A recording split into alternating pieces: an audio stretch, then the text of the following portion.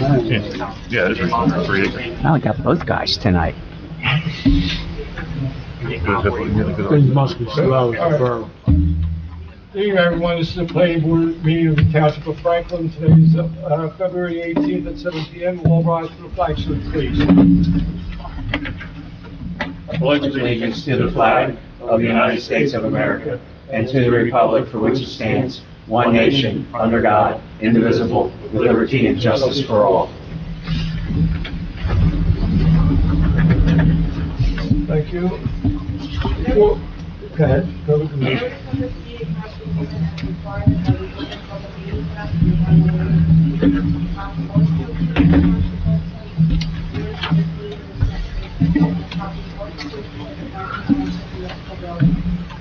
Thank you. Before we move to roll call, first order of business here would be, let's swear in Mr. Frank Cahoot as a new member this year, or a reappointed member this year. Jackie, would you do the honors for me, please? Absolutely. Heather, would you stand and raise your right hand, please? Repeat after me. I, Frank Cahoot, do solemnly swear that I will faithfully, I, Frank Cahoot, do solemnly swear that I will faithfully, impartially, and justly perform perform all of the duties as a member of the of the Township of Franklin Planning Board as a member of the Township of Franklin Planning Board to the best of my ability. to the best of my ability. I do solemnly swear that I will support Do solemnly swear that I will support the Constitution of the United States the Constitution of the United States and the Constitution of the State of New Jersey, and the Constitution of the State of New Jersey. and that I will bear true faith and allegiance I'll be true faith and allegiance to to the same and to the governments established and to the governments established in the United States in the United States and in this state and in this state under the authority of the people, under the authority of the people, so help me God. so help me God. Thank you. Congratulations, Frank. Thank you. And we'll seat Frank for Mr. Doyle this evening, and now we'll go to roll call, please. Mr. Brand? Here. Mr. Here. Here. Here. Here. Here. Here. Here. Thank you. All right, there's a amended resolution PBO 1-2025. Before we go to this resolution, Jack, can you give a little background of what's going on here? Yes. And by the way, welcome this evening. Thank you. Jackie's taking the spot of Kate this evening. Yes, my pleasure to be here with you. We noticed the resolution that had been passed by the board appointed Kate Katz and Ellen Barrow specifically, and not the firm, and sometimes we do have to switch out members of the firm for attendance purposes. We want to make sure that the appointment is applicable to the entire firm. So it's an amended resolution for that purpose. Okay. You will be seeing me moving forward. Okay. All right, with that said, is there a motion to approve the amendment to resolution PBO 1-2025, appointing the vigilante firm and not naming an individual from the firm? So moved. I got a motion, is there a second? No, he Oh, seconded. second, okay, all right. Roll call Second. vote, please. Mr. Brandt? Yes. Mr. Clark? Yes. Mr. Lane? Yes. Yes. Yes. Yes. Yes. Very good, thank you. We have one application this evening, PB 2409, Sam DiMeo. No, it's DiMeo. Okay.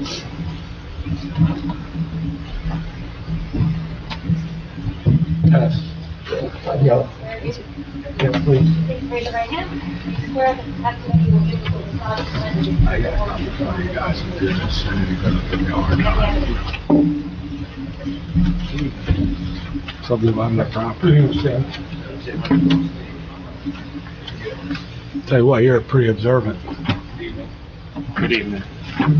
All right, could you give us a brief overview of what you're trying to accomplish here? For an application for bulk variance, Maryland block 601 to lot 255. The way lot 55 sits is landlocked. We're building a single-family dwelling on that lot. So we're, we need landlocked, I propose a lot line adjustment, access to Hancock Avenue.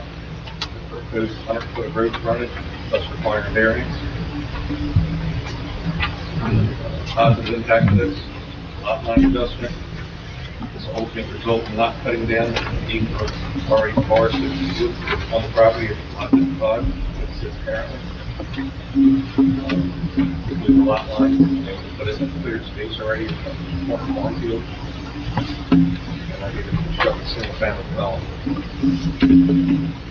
Negative impact, Pineland rural residential, as they have a stringent code they follow, and I bring them to meet their requirements through an application, and I've received a certificate file. I have the inland requirements, they require 3.4 acres.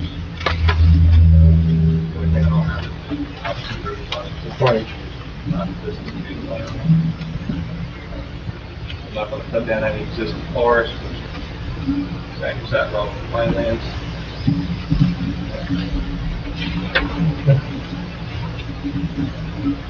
And if I know the property, if I recall the property, the adjoining property has a access road, an access lane similar, going back to the Joe Teno's old homestead.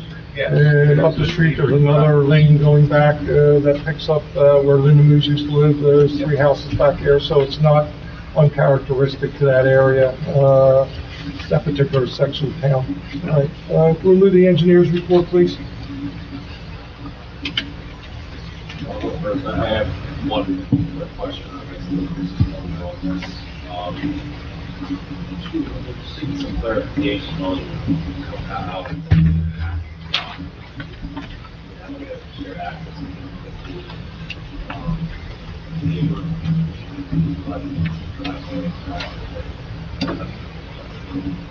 No, we're not seeing that shared access.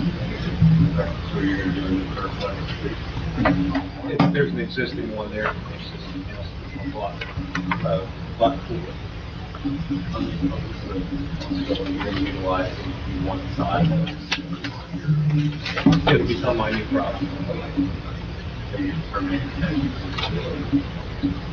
It'll be terminated. That's my question. What do you say, like, where's the drive? Question we have an application on survey some of the plans of the circular driveway that cuts across both properties. There is apron, no problem with that, it's 20 foot driveway. There are technically 3 variances required here. One is for the lot frontage, and what it said, technically required to have 1.5 in the PRR district, and have 100. I do have to note that is a significant improvement over the existing condition. The current lot has 0 feet of frontage, so they're going to 100, so it's much closer to conformity. Taking an existing non-conforming condition and getting it a lot closer. One of those variances are, one is for the farm buffer. We've, all the properties immediately to the north are 2 farms, so they're technically required to have a 50-foot easement to the buffer. It looks like there's nothing on the property that would encroach on the required buffer, but technically the code requires actually an easement, saying if you're not going to cut any more trees or construction there. I think if you have any problem with fine with that. Okay, so it follows up with that, and the variance actually would be required if it be reflected on plans and easement documents filed later. The third one, which is actually probably 2/3 of the comments in our letter, may or may not even apply depending on how this board wants to interpret the code. The Pinelands ordinances require the PRR, and I think another district, whenever there's 2 or more residences involved, there's supposed to be a cluster. So there's several sections of the code requiring to the permission for the clustering, which I think the intent of that is when you have a larger subdivision and not a single family home or a lot line adjustment. So to be conservative, we stuck this in here as a possible variance, and a few questions or comments on that. But if you interpret it as this is only one new home, technically not even a new lot because they're just adjusting a lot line, then the clustering permission might not even apply. I do also have to point out that under the clustering provisions, the minimum lot frontage is only 100 feet, so as you considered what he's proposing to be clustering, is actually putting a little closer than the lot frontage is actually more. Different lot size requirements for clustering. Anyway, the timeliness being strict, as they are with some things, there's a lot of different provisions that apply to require clustering of any subdivision. Whether or not you feel apply, I think really up to you as a board. It's kind of gray whether 2 or more dwellings means the existing dwelling and the new one, or 2 new dwellings. Personally, I don't have a problem with you interpreting it as that only applies to 2 new dwellings or more, and the existing dwelling is sort of already there. We're not. Already there. The overall density is not changing here. We're not adding new lots. The whole point behind all the timeline regulations of clustering is to preserve lands and not see further subdivision of woodland farmlands, and we're not seeing further subdivision here, so a lot of land adjustment. I think your recommendation is correct. The only question I would have, what helps the resident the most, or it doesn't matter what Pinelands?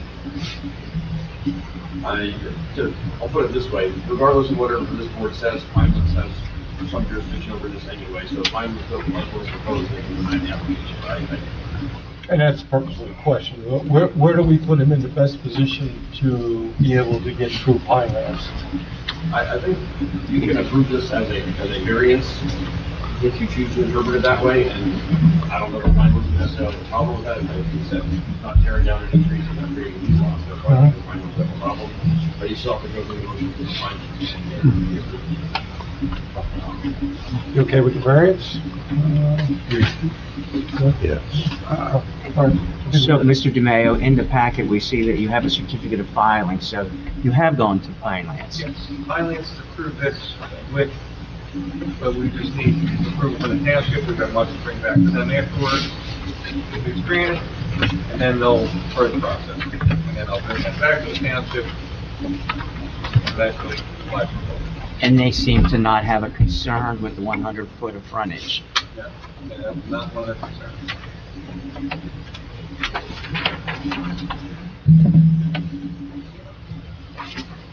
Actually, their emphasis was on the minimum acreage by sea. Right. Yeah, there's also in your code, it says that single-family homes in the PRR district may be developed without clustering, provided they have a minimum lot area of 3.4 acres, and that the planning board finds that clustering of proposed dwelling would be inconsistent with minimum environmental standards of the findings and would disrupt the contiguity of the forest ecosystem to a greater degree than non-clustering. I think that's what this means, is like, by allowing to push the home forward, is actually saving trees. Okay, all right. Yeah, we don't want to. Yeah, it seems as though it's not applicable at all, but No. nevertheless, probably, we'll grant the variance, And this way, to remove any ambiguity. Yeah. he's protected. That's the only comment we have. Okay. And we're looking at this as a lot line. Was there notice required, Chris, on this one? There was notice required? Okay. And Jackie, are we okay with the notices? Notices are in order? Okay, at this time, I'll entertain a motion to open the hearing to the public. So moved. Moved. Second, all in favor? Aye. All right, we're in public portion. Does anyone wish to come up and speak on this matter? Seeing none, hearing none, is there a motion to close public portion? Motion to close public portion. Second? Second. All in favor? Aye. Okay, any board members have any questions before we call for a motion? No? Jackie, are you okay? Is there anything else that, we're missing here? No, I think that's what the questions have been answered. Clusters really, says to or units. Right. That doesn't apply Got it. Ed, Chris, any other comments? None? Chris, everything's in order? All right, it's time I'll entertain a motion on, PB 2409. 2409. I'll make that motion, provided that in the resolution, the resolution clearly states that a 50-foot ag buffer be applied to lot 55, so that no structures would be closer to the property line. That's the northern boundary of lot 55. What about the waiver of variance on the, Well, on the clustering, clustering? and we waive the clustering And the lot- ordinance. And the frontage. And of course, we're approving the lot frontage at 100 feet versus 125. Okay. Second. I got a motion and a second. Roll call vote, please. Yes. Yes. Yes. Yes. Yes. Yes. Yes. Yes. Congratulations. Best of luck. Yeah. Okay, all right, reports, we have no reports, correct? All right, the minutes of January 21st, is there a motion to approve the minutes that were submitted electronically? Motion to approve minutes of January 21. And is there a second? Moved and seconded, all in favor? Aye. Aye. Jackie, no reason for closed session, or is there a reason for closed? No reason for closed session, that last, we just note the abstentions. Or if you weren't there, Grant, same for you? No, I was here, yeah. No, nothing for closed. Okay, very good, thank you. Board comments, any comments? Hearing none, at this time I'll entertain a motion to adjourn. Make a motion. Second? Motion moved, second, all in favor? Aye. Thank you for coming out. Yes.